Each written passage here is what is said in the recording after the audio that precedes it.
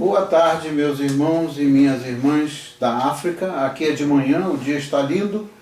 Para a glória de Deus, nós estamos aqui reunidos, preparando o segundo vídeo para o treinamento de líderes em Moçambique.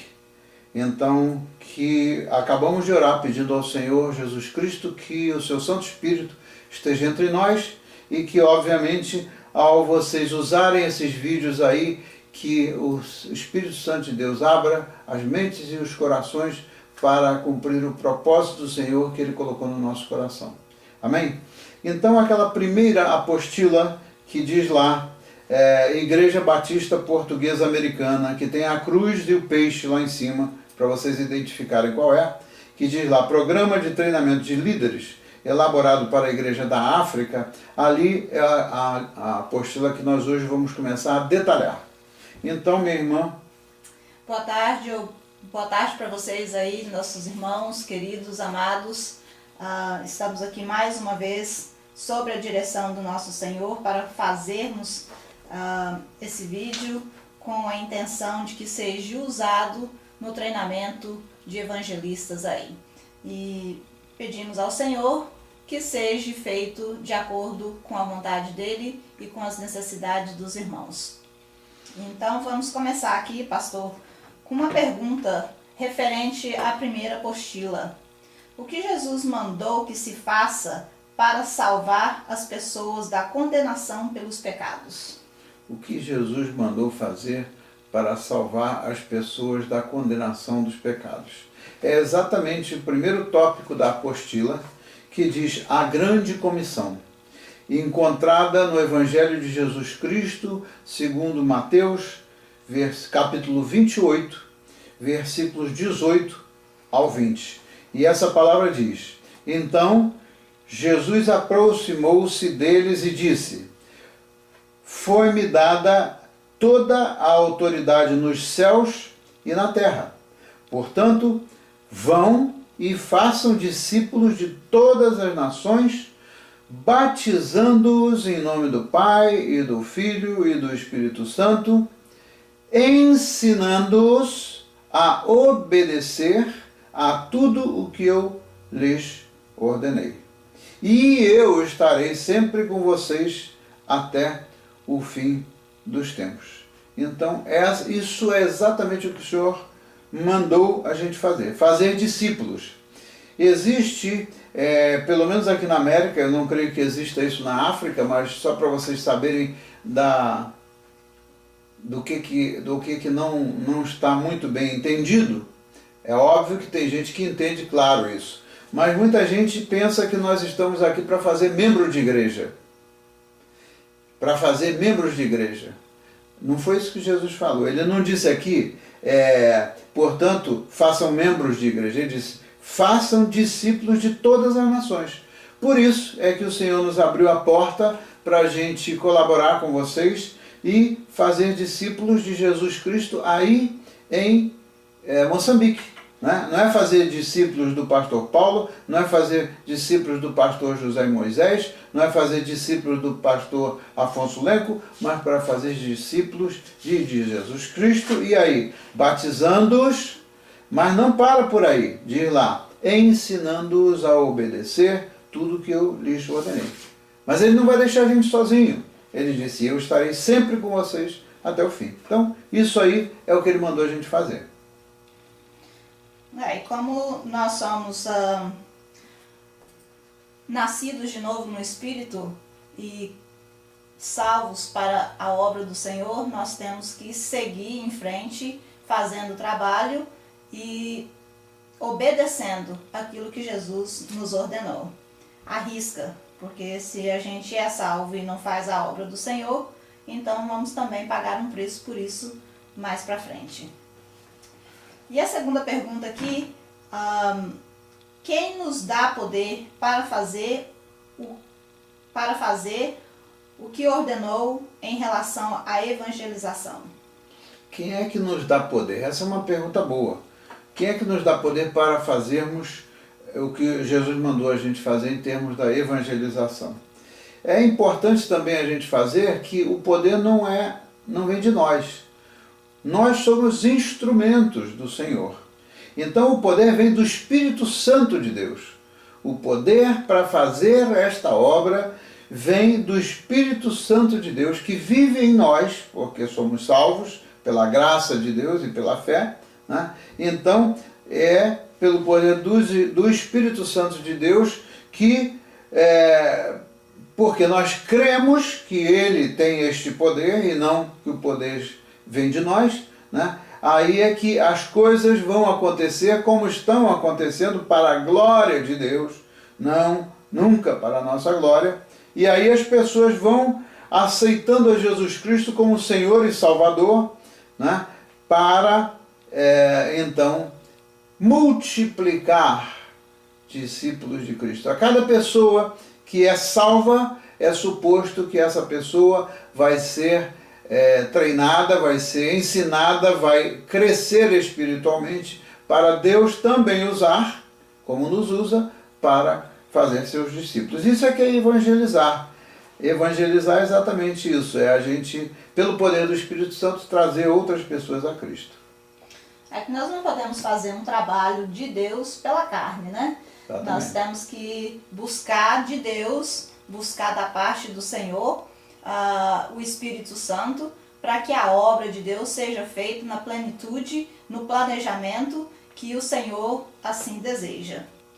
E para que isso seja alcançado, a gente tem que estar sempre em oração, buscando sempre a orientação de Deus através da oração e do jejum, porque Deus já nos escolheu, nos separou e nos capacita. Mas a capacitação vem através do quê?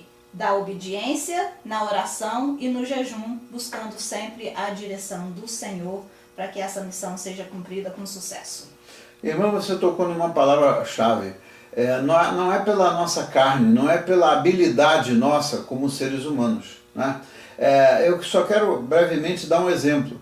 Eu conheci pessoas, e eu conheço pessoas ainda, que elas têm um título, ou foi para uma escola para fazer um PhD na área de missões, ou foi para o seminário para fazer um mestrado na área não sei do que, tudo para aprender como servir ao Senhor. Muitos têm o chamado, mas outros só têm o título.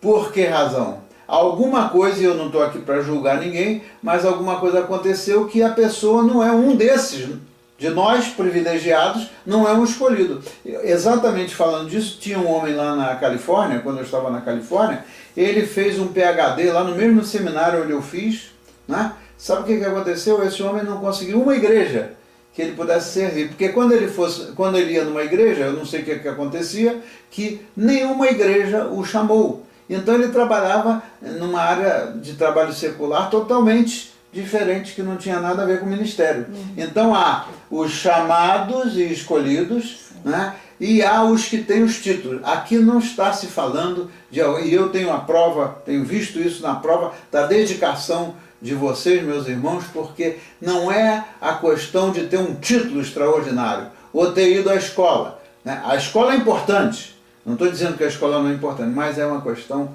do chamado e da resposta ao chamado de Deus, que é um privilégio, né? E quando somos chamados e obedecemos esse chamado na presença do Senhor, as coisas encaminham, as coisas andam, né? As portas se abrem. Mas aí quando se faz simplesmente por fazer, pelo título e pela glória do homem, aí a coisa não funciona. Ou por salário. Por salário, exato. Tem os outros que trabalham por causa do salário. Você vê claramente qual é, não é julgar as pessoas, mas é muito claro aquele que está ali servindo porque ganha um salário e o outro que está servindo de coração. Aliás, a própria palavra diz que o trabalhador é merecedor de seu salário, mas ser merecedor de seu salário é uma coisa, e trabalhar pelo salário é outra coisa diferente, né? Por isso é que eu amo vocês, porque eu vejo a dedicação de vocês e vocês não estão aí, certamente os que eu já conheci, não estão aí por salário. Glória a Deus por causa disso. Amém. E vamos aqui para a terceira pergunta, que é: o que então é necessário fazer para evangelizarmos as pessoas? A minha irmã já falou, né? Obediência, é oração e é jejum. Agora tem uma palavra-chave que ela falou, que é a questão do planejamento. Essa questão de planejamento não é uma palavra bonita que a gente usualmente dá importância aqui na América ou no Brasil. Planejamento na tradução da Bíblia aliás, eu não sei se existe a palavra planejamento na Bíblia, mas diz que as coisas de Deus têm que ser feitas em ordem. Em ordem. Fazer as coisas em ordem não é fazer de qualquer maneira ou não fazer o melhor de nós com a ajuda do Espírito Santo. Fazer em ordem, o sinônimo de fazer as coisas em ordem, que é o que está escrito na Bíblia, é planejar. Ou seja, a gente fazer o que a gente tem que fazer de maneira planejada, porque senão a gente hoje dá um tiro para o lado esquerdo, amanhã dá um tiro para o lado direito. Né? É óbvio que o Espírito Santo é que age, é que nos conduz, mas a gente tem que estar muito atento para não sair do foco, não sair do propósito, do objetivo, não é isso? Então eu quero crer que isso também é uma coisa importante. Eu vou fazer uma breve comparação aqui, só para vocês terem uma ideia. Né? Nós sabemos que todo ser humano tem uma necessidade. Aliás, tem várias necessidades. Tem as necessidades de ordem material, mas tem as necessidades espirituais. A nossa necessidade espiritual independe de onde a gente nasceu, independe do nosso grau de qualquer que seja o estilo de vida. A nossa maior necessidade, a necessidade mais profunda do ser humano é a necessidade espiritual, que é da salvação da nossa alma. A salvação da nossa alma. Então, isso aí tem uma diferença muito grande em termos da cultura americana e da cultura africana, né? Porque aqui, eu estava comentando isso com um amigo meu, pastor, ontem, né? Aqui a evangelização e pregar a palavra de Deus é muito mais difícil do que aí, porque começa com o seguinte: eles hoje em dia aqui nos Estados Unidos não permitem mais, como era antigamente, de fazer oração na escola, não permitem mais evangelização em local público, enquanto que vocês aí, meus irmãos, vocês têm um privilégio enorme, porque o Estado e a Igreja, o governo e a Igreja, né, podem e trabalham juntos. Tem regiões aí, dentro de Moçambique, que eu já tomei conhecimento, que os pastores vão nas escolas para ensinar. Que coisa linda. Então isso não existe aqui. Então a evangelização aqui é muito mais difícil, sabe por quê? Porque é uma questão cultural. Infelizmente, o mundo hoje, né, e isso é uma coisa muito gritante aqui nos Estados Unidos, o mundo vive em função do dinheiro. A prioridade é o dinheiro. O Deus de muita gente é o dinheiro. Então o que acontece? O dinheiro não é o nosso Deus. Né? E tem lá na Bíblia claramente esse assunto. Então, para as pessoas que buscam as coisas de ordem material, para as pessoas que a vida é boa, ou a vida é razoável, ou a busca da pessoa é só as coisas de ordem material, a parte da necessidade da alma fica faltando. A pessoa fica morta e segue morta espiritualmente, porque aquele que não tem o Espírito de Deus em si, ele espiritualmente é morto, ele é surdo, ele é cego espiritualmente. Enquanto que na África, né, eu dou glória a Deus por isso, né, a situação aí é totalmente diferente e as pessoas sentem fome de Deus. Sentir fome de Deus é a necessidade mais profunda do homem, é a necessidade espiritual da salvação da nossa alma. A nossa alma ela é eterna, o nosso corpo ele volta para onde ele veio. Né? Viestes do pó e para o pó voltarás. Eu gosto do que o apóstolo Paulo fala, porque ele compara o nosso corpo como uma tenda.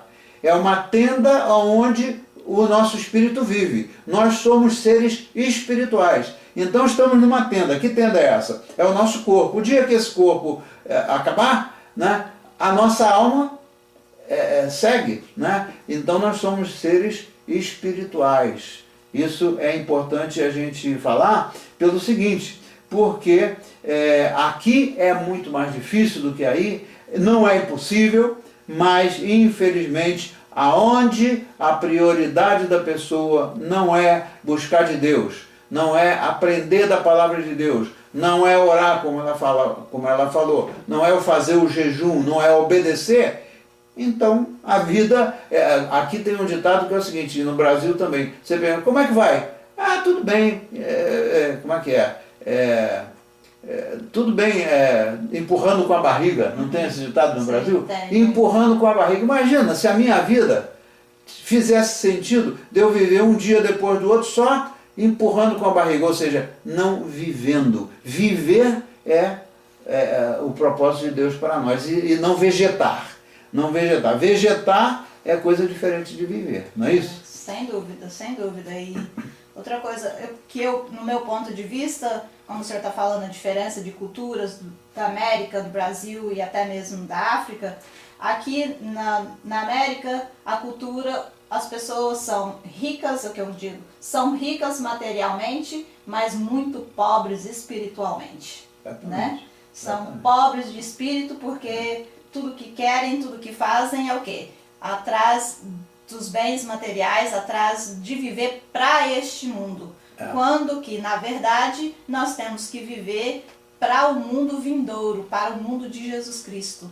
Né? Eu digo que nós vivemos aqui, mas nós não somos daqui. Exatamente. Né? Porque a carne morre e volta para a terra, mas o Espírito tem sede de Jesus, tem sede de Cristo, tem sede da morada eterna, porque é de lá que nós somos. E é para lá que nós gostaríamos de ir e caminhamos nessa direção. E assim vocês aí também estão nessa direção, buscando do Senhor, buscando o alimento para a alma, em vez de buscar o alimento da carne, né, o que é o mais importante. Exatamente. A gente teria assunto aqui para ficar falando o resto do dia, né? Quando a gente vê aquela e outras passagens, quando Jesus Cristo encontrou a mulher samaritana, quando ele falou para ela, ela ia lá no poço para apanhar água, e ela no dia seguinte tinha que ir para buscar mais água porque ela estava com sede de novo. Exato. Mas aí o Senhor falou para ela, se tomares da água que eu te dou, essa é a água viva. E aí a mulher acordou espiritualmente, o Espírito Santo de Deus tocou o coração dela e ela falou assim, Senhor, então me dá dessa água, porque ir lá naquele poço era um desastre para ela, ela era uma pessoa cheia de vergonha por causa da vida que ela levava, né? E ela ia lá, e ela ia ao meio-dia debaixo do sol. Por quê? Porque ela não queria ir na hora que estavam todas as outras pessoas. Como é que Jesus realmente dá para nós a água da vida, né? Enfim, é extraordinário. É muito gratificante. Muito, né? Gratificante viver e saber, ter conhecimento dessa palavra de Deus e viver para o Senhor. Vamos seguir em frente então, irmãos. Será que é fácil esse trabalho para o reino de Deus, pastor Paulo? Olha, obviamente que não é fácil. O trabalho para o reino de Deus não é fácil, seja onde for. Por que razão? Também, assim, muito rápido, eu vou dar aqui uma demonstração, uma ilustração. Existe o reino da luz, que é o reino dos céus, é o reino de Deus, e existe o reino das trevas. O reino das trevas é esse mundo, né? O reino das trevas, como o próprio nome diz, vive na escuridão. Enquanto que o reino da luz, ele traz a luz de Cristo para fazer com que nós não continuemos a viver na escuridão. A coisa mais triste deve ser viver na escuridão, né? A gente gosta da luz. Nós fomos criados para viver a vida real na luz de Cristo. Então, o reino de Deus, aqui está escrito no Evangelho de Jesus, segundo Mateus, capítulo 11, versículos 12 e 13, está escrito lá o seguinte, está escrito que o reino de Deus é tomado por esforço, outras traduções diz que é tomado à força. E também o seguinte, desde os dias de João Batista, vocês se lembram do João Batista, até agora o reino dos céus é tomado pela força. E os que se esforçam com a ajuda do Espírito Santo e com o poder do Espírito Santo se apoderam dele. Então, o reino das trevas, ele não é tomado aí, todo mundo sorrindo, falando de coisas que a gente gosta de ouvir e aproveitando ali para conversar coisas que não levam a nada. O reino de Deus é tomado pela força.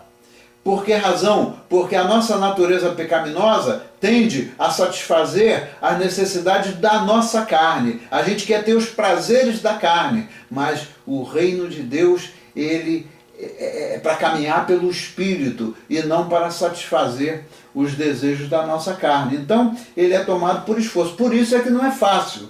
Né?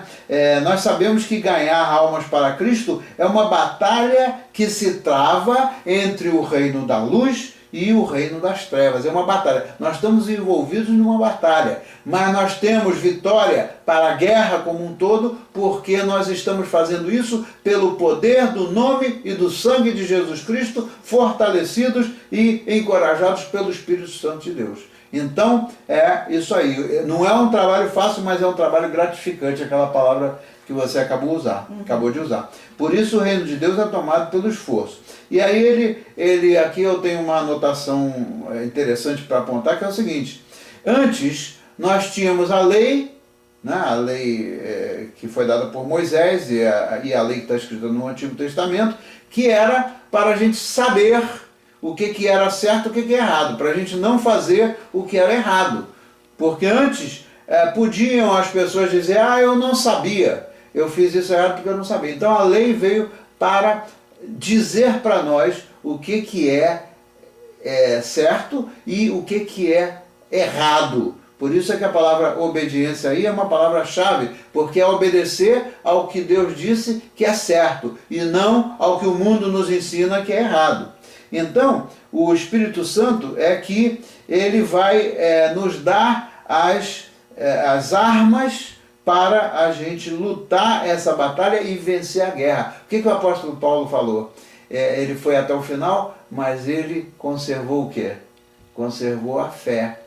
Ele lutou, ele foi maltratado, ele foi preso, etc. Mas na corrida dele, na jornada dele, eu esqueço a palavra exata, mas na competição, verdadeira competição que ele correu, é que ele chegou ao fim, tudo se passou, mas ele conservou o quê? Conservou a fé. E é pela fé que a gente, pela fé nas coisas e nas promessas de Deus e na palavra de Deus, é que a gente leva a vitória. Não é pela nossa capacidade pessoal. E a outra coisa importante aqui é o seguinte: nesse assunto da conquista do reino de Deus, nós temos que voltar lá na Escritura, onde Jesus Cristo mesmo falou que ele é a porta. Agora, a porta de Jesus Cristo é estreita. E a porta do mundo é larga. A porta do mundo você pula para cá, pula para lá, ri, você pula, você faz o que você quiser e você no final tem um destino que não é o destino que a gente quer chegar.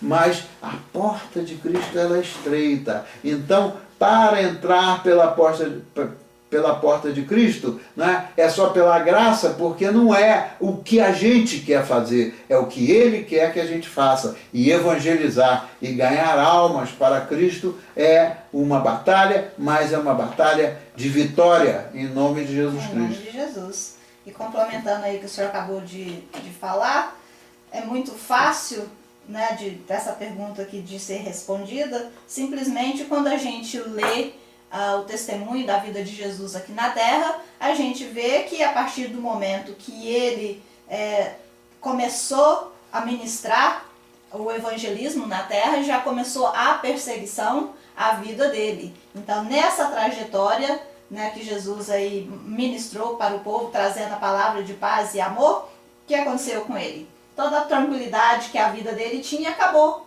porque daí começou a perseguição, começou, né, todas aquelas coisas que a gente conhece a respeito da vida de Jesus e como foi o fim. Mas também sabemos que ele, no fim, venceu a morte, né? Venceu a morte na cruz, para que nós pudéssemos ter a salvação. Porém, a salvação, para nós hoje, ele já venceu, mas nós temos que buscar essa salvação. Amém. Né? A gente tem que fazer o trabalho esforçando para que isso aconteça. Não é porque ele fez lá o sacrifício que ele fez. Que eu faço o que eu quero? Que eu faço o que eu quero porque eu estou salva. Não. Você é salvo sim pela graça de Deus, mas porém só entra no reino dos céus aquele que buscar de Deus a sua salvação eterna. Ou seja, aquele que chegar a Cristo e se render e se arrepender, reconhecer que é pecador e aí, pela fé, viver o que ele quer que a gente viva. Exatamente. E não o estilo que a gente vivia antes, né? Não.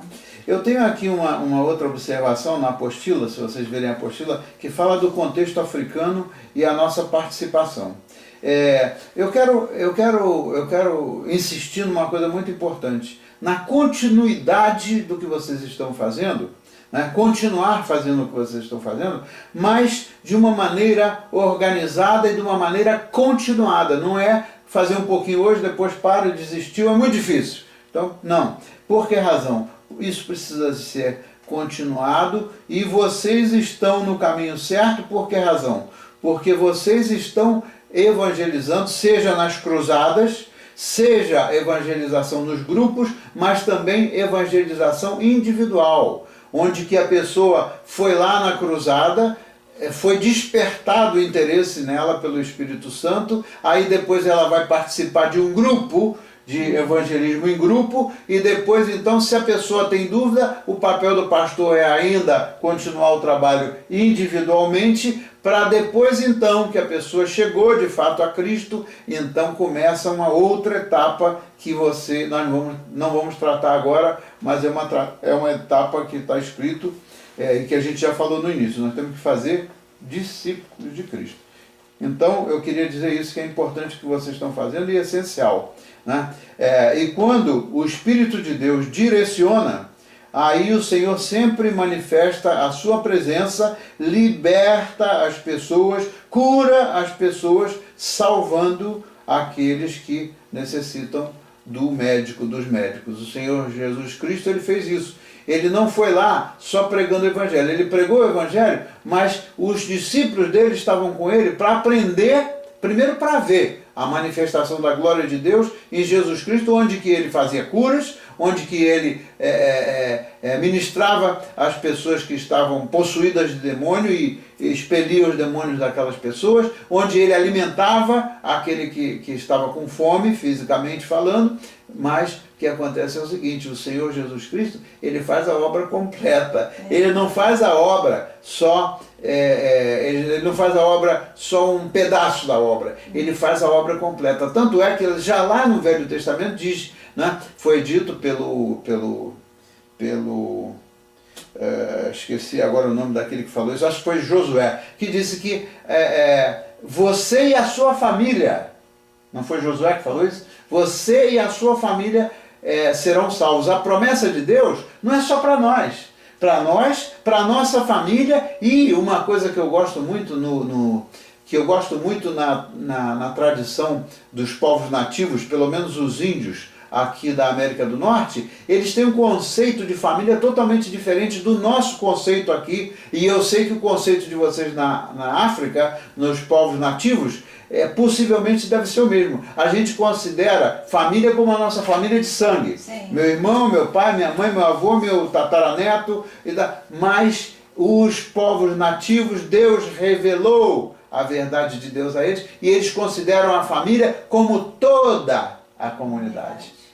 Onde eu servi no Canadá entre os índios, que foi uma bênção, eles não tinham essa distinção de, não, isso aqui é meu. Não, não, eles dividiam as coisas, porque o conceito deles de família é a comunidade. Isso é que é a realidade da palavra de Deus. Você e a sua família serão salvos. Aí a gente tem que colocar a palavra família dentro do nosso contexto. Dentro do contexto original não só a família de sangue. Isso é um negócio extraordinário para a gente ter essa ideia de que nossa família são essas pessoas da nossa comunidade. Não é isso? Sem dúvida. Então, era isso que eu queria falar, da importância desse trabalho, etc, etc, etc.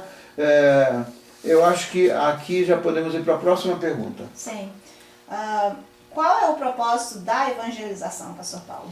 Olha, o propósito da evangelização está escrito naquilo que Jesus disse, mas está escrito também naquilo que Lucas escreveu no livro de Atos dos Apóstolos. O propósito da evangelização é dar o testemunho de Jesus.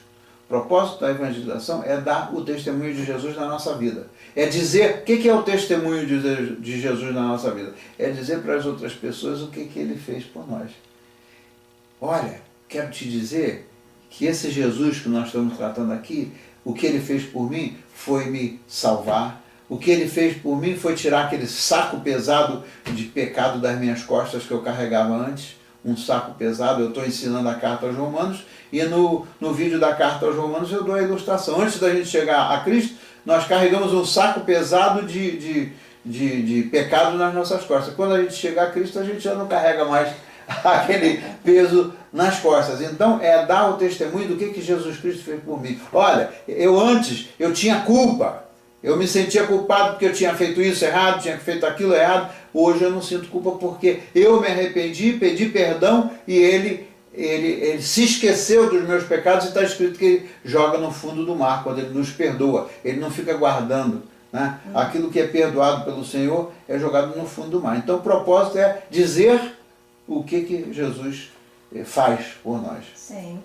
É o testemunho da vida de Jesus, né? O que ele fez e o que ele continua a fazer por nós. E a evangelização é levar as pessoas a ter conhecimento desse amor infinito que Jesus teve para com as nossas vidas, né? Porque quando ele decidiu que ele vinha aqui para nos salvar, ele negou a si mesmo. Negou a si mesmo como Deus Todo-Poderoso para ser um homem carnal, viveu o que o homem viveu, sofreu o que o homem sofreu, e mesmo tendo o poder de não viver tudo isso aqui na terra, ele se manteve ali firme no propósito que ele veio, que é viver o que o homem viveu, da forma que o homem vive, negando a si mesmo, negando o poder que ele tinha para poder resolver qualquer tipo de situação e qualquer perseguição que ele sofresse.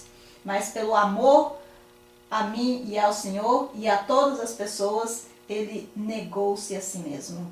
A palavra que está escrita é que ele se esvaziou de si mesmo. É uma palavra interessante, né? Você se esvaziar de si mesmo é como se esvaziar do seu orgulho, do nosso orgulho, é a gente se esvaziar daquilo que a gente acha que é. Exato. Né? E se encher do poder de Deus, que é o que nos leva a poder fazer essa obra. Qual era a pergunta mesmo aí? Qual é o propósito da evangelização? Isso eu acho que a gente já esgotou. Já. Agora, então, tudo isso para mostrar a vocês a importância do trabalho que vocês e nós estamos fazendo juntos, né? E que vocês estão aí na ponta para fazer... isso aqui eu ia dizer. O Senhor nos usa, Ele nos salva para a gente dar o testemunho dEle para outras pessoas. Nós todos somos parte da criação de Deus. Os homens, os passarinhos, os animaizinhos, né? Agora, um negócio interessante também para a cultura tribal da América do Norte, que eu não sei se é a cultura das tribos daí, é que lá no Canadá, onde eu servi com os índios, era na mente deles, eles não destruíam a natureza porque eles entendem que a natureza é parte da criação de Deus, como nós somos também parte da mesma criação. Né? Tanto é que o apóstolo Paulo diz que a criação geme. Por quê? Porque nós e a criação inteira está gemendo porque o pecado atingiu toda a criação. Mas o que acontece é o seguinte: qual é o nosso papel importante nisso aí? Deus podia ter usado os passarinhos para falar dele para as pessoas, né? Sim. Deus podia ter usado os gatinhos, os leõezinhos, etc. Ele usa a nós para dar testemunho dele. Esse papel, ele poderia até usar os anjos. Os anjos têm uma função muito importante, que eles são enviados de Deus para nos comunicar aquilo que Deus quer que eles comuniquem. Mas uma coisa é o papel dos anjos, Sim. Outra coisa é o nosso papel como como servos de Deus. E ele mesmo, como você falou, Jesus Cristo mesmo, ele veio para servir, não para ser servido. Exatamente. Isso é muito importante, que a gente aprenda, mas a gente vai falar disso um pouquinho mais adiante. Mais adiante, é.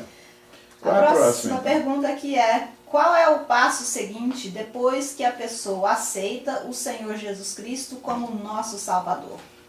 O passo seguinte é o discipulado. O discipulado é quando a pessoa já aceitou a Jesus Cristo, então ela começa a trajetória dela, começa a vida dela, começa a caminhada dela para o crescimento espiritual.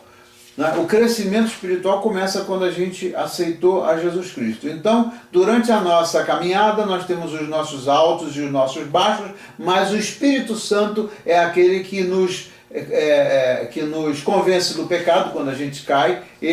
O Senhor nos levanta pela mão e nos ergue para a gente seguir adiante. Mas o importante disso tudo é que fazer discípulo é a próxima etapa. Eu já cheguei então à cruz de Cristo, já cheguei a Jesus Cristo, já reconheci que eu sou pecador, já pedi a Ele que tome controle da minha vida, o Espírito Santo vive em mim, mas eu preciso de crescer. Nós precisamos crescer espiritualmente, ou seja, aprender tudo que está escrito na Palavra de Deus e viver o que está escrito na Palavra de Deus, para que essa nossa jornada chamada da santificação, no sentido que o apóstolo Paulo ensina, né, que a gente entre nesse processo de crescimento espiritual. Isso aí que se passa depois da evangelização, nós chamamos de discipulado.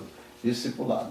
Discipulado e ao mesmo tempo, quando você chega nessa fase, né, nessa próxima etapa de crescimento na vida espiritual, aí você passa a ter um compromisso, né? Compromisso, palavra-chave. Compromisso com as coisas de Deus. Porque daí então você não é mais somente um mero espectador.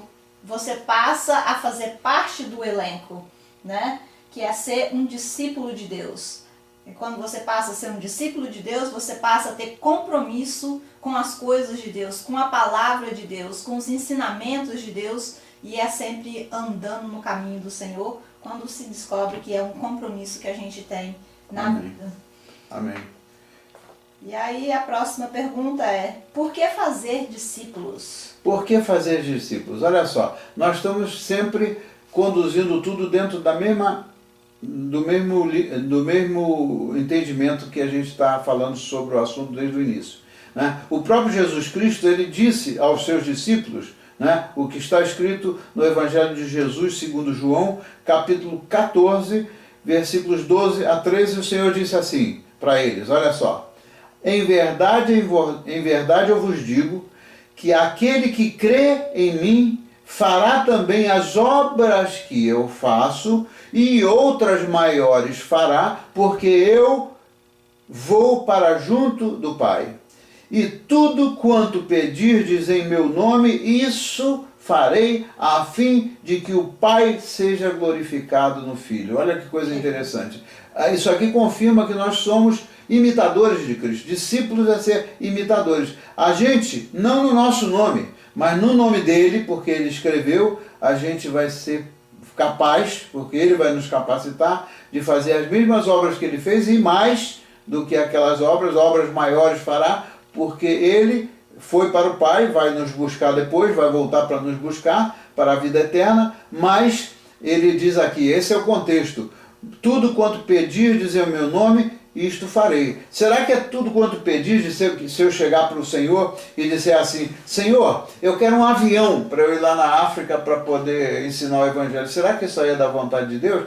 Tudo quanto pedirdes em meu nome, isto eu farei, é aquilo que diz respeito ao propósito dele. Exato. Não é o nosso propósito, né? Aquilo que diz respeito ao propósito dele, para a gente cumprir aquele propósito que foi de nós sermos usados por ele para levarmos outras pessoas a Cristo e ampliarmos o reino de Deus. Exatamente, porque não é o meu querer. A partir de então não é mais o meu querer, não é mais o que eu quero, o que eu desejo, mas sim o que eu fui chamada, o que eu fui capacitada para fazer na intenção do discipulado, que é o Evangelho de Jesus Cristo. aí sim, tudo aquilo que a gente pedir, no nome da missão, de acordo com a vontade do Pai, Ele o fará. Não é verdade? Exatamente. Tem muita gente que interpreta errado isso, dizendo, o que eu pedir o Senhor vai dar. Se tiver contra o propósito dele, não vai dar certo. Não vai dar certo, né? Não vai dar certo, porque não foi para, como se diz, não foi para a nossa glória, mas foi para a glória de Deus. Exatamente. Né? Para a glória do Pai. Porque quando Ele concede um pedido que condiz com aquilo que Ele tem reservado, aí acontece para a glória dele, não para a nossa glória. Amém. Aleluia.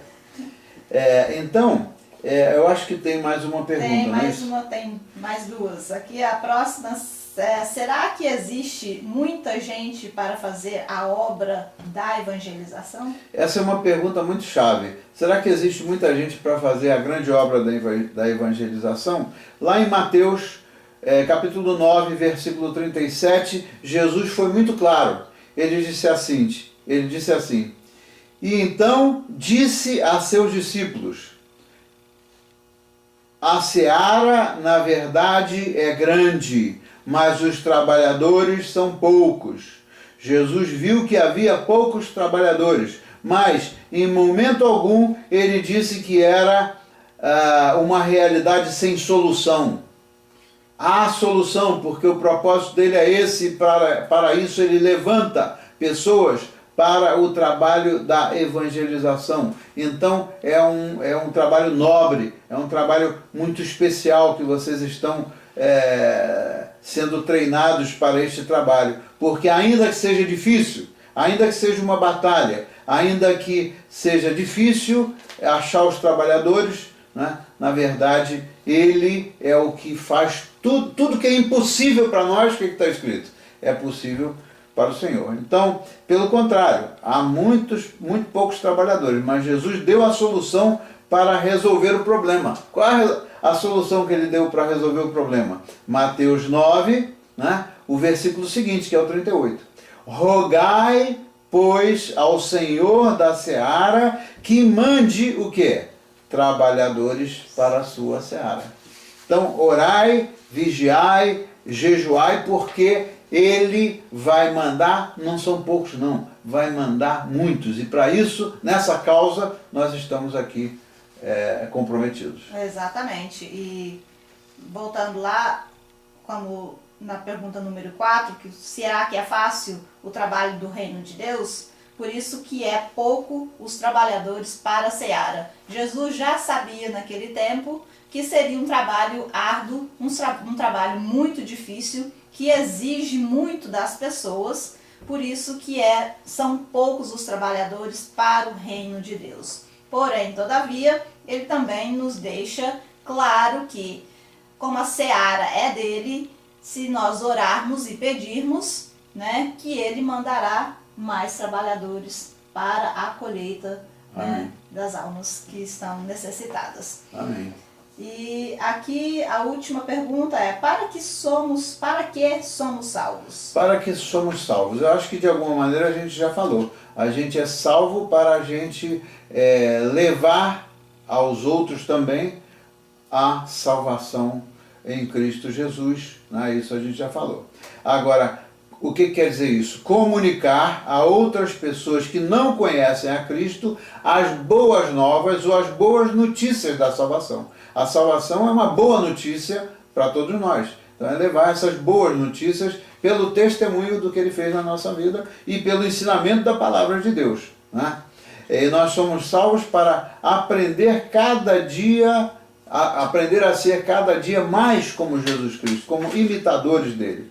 Né? E termos um relacionamento muito perto com Ele, porque para isso é que Ele nos salvou.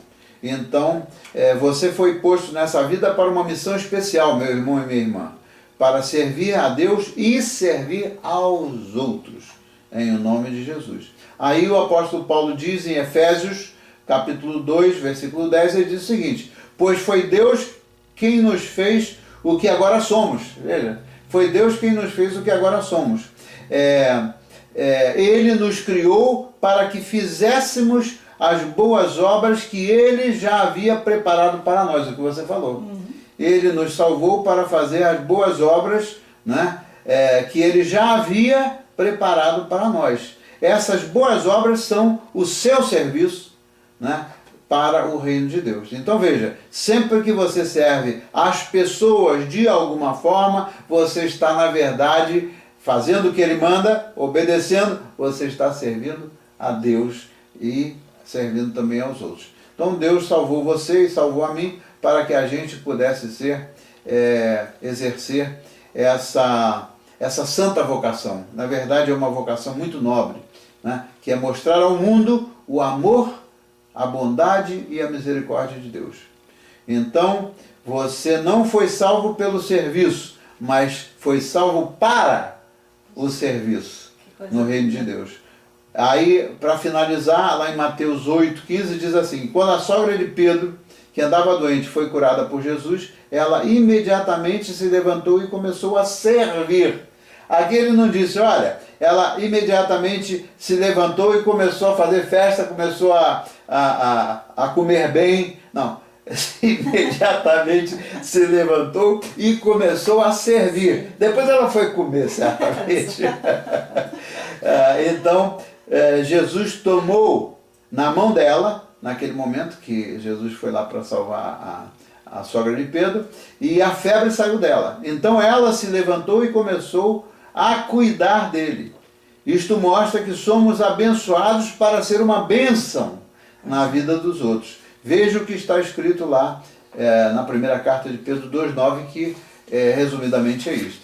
Eu estou muito feliz porque nós estamos fazendo progresso, não? Amém. Eu gostaria de receber de vocês, meus irmãos, uma avaliação, que vocês digam se está sendo proveitoso para a cultura de vocês, se está no nível necessário nível básico necessário para começar, ou se vocês querem que eu faça algum ajuste. E aí vocês me orientando, nós vamos ajustar para a realidade daí. Com certeza, porque nós não sabemos quais são as necessidades, qual é a cultura de cada região, de cada comunidade a qual vocês estão trabalhando. Nós não temos o conhecimento desse fato, né? Então a gente está aqui trabalhando na medida do possível, baseado naquilo, na nossa realidade, e adaptando um pouquinho aqui e ali para suprir a necessidade de vocês. Porém, seria importante, como o pastor Paulo acabou de dizer, né, uma avaliação se isso realmente está atingindo a causa, a necessidade de cada um. Amém. Então vamos orar para agradecer ao Senhor. Senhor, muito obrigado por esse tempo maravilhoso, e a gente espera que o Senhor use este vídeo para tocar as pessoas que estão participando do treinamento ao lerem as apostilas, e te agradecemos por esse privilégio, Senhor. Te agradecemos pela vida dos irmãos que estão totalmente dedicados a essa obra aí em Moçambique. Senhor, ajuda-nos. Ajuda-nos pelo poder do seu Espírito Santo. Levanta-nos para a gente poder ser instrumentos seus na pregação do Evangelho de poder, que é o Evangelho do Reino de Deus, que nos foi ensinado por Jesus, e não só ensinar, mas vivermos aquilo que o Senhor mandou. Amém? Amém. Amém.